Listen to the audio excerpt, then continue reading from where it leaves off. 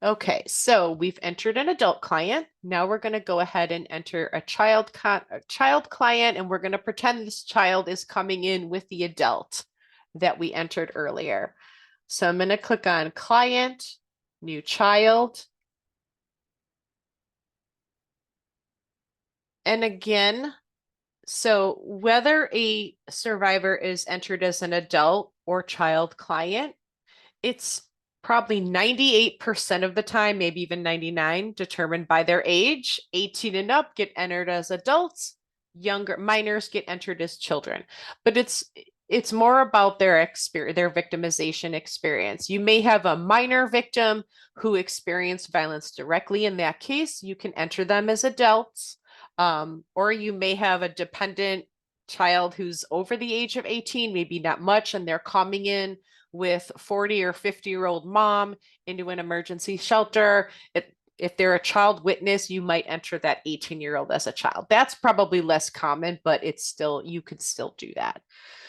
When you are assigning the child's client ID, we strongly recommend that you make the client ID number the same as the same core characters as their adult client, their parent or guardian. So I'm going to make this, my adult was, I think, ICJIA DV2. So I'm going to say my child client is the same, DV2, but instead of ending it with a V, I'm going to end it with a C. And if there are multiple children, you can do AC, BC, CC, or C1, C2, C3, whatever system works best for you. I'm going to make their first contact date May 1st, which is the same as this child's parent.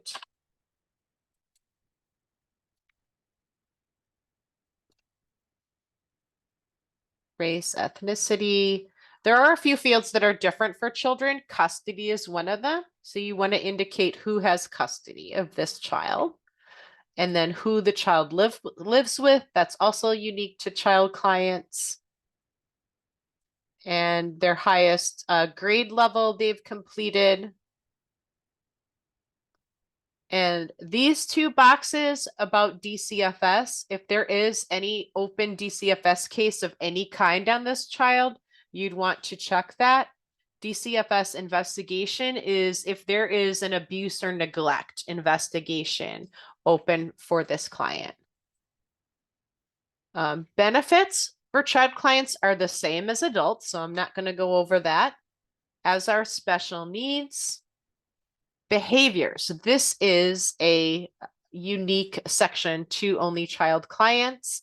It's been around. This is another section that providers wanted when we first created InfoNet.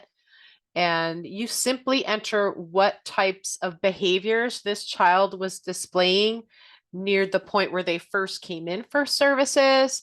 And then you update this information when they leave. And this is not required by any funder that I'm aware of. It's just something providers wanted, so we put it in. And if you find it helpful, feel free to use it. If not, you can leave it be. If there are no behaviors observed, you could, there is a box for that.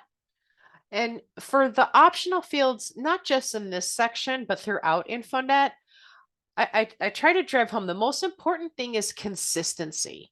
Okay, if some of you enter data here and some of you don't, you're going to end up in a similar situation that we did when we tried to look at data before InfoNet was created. If it's collected it's inconsistently, it's really hard to get any value of that at all. So I would, at the organizational level, make a decision or a policy on when you are going to use this, when you are not, if you're going to do that 100% of the time, or maybe only in circumstances or certain conditions are present. Just make sure that policy is understood by all InfoNet using staff in your organization, and that everybody's aware of when that data should and should not be entered.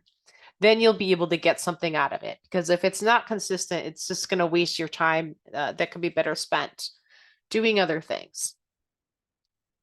Residence is the same as for adult clients, as is the client needs section.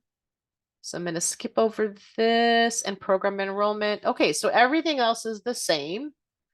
Notice that there's no presenting issues section. And there is also no section for people who cause harm or the offender section.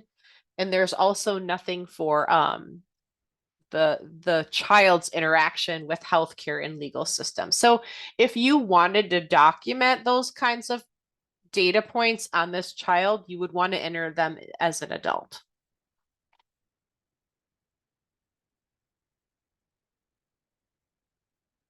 Okay, I'm going to stop recording.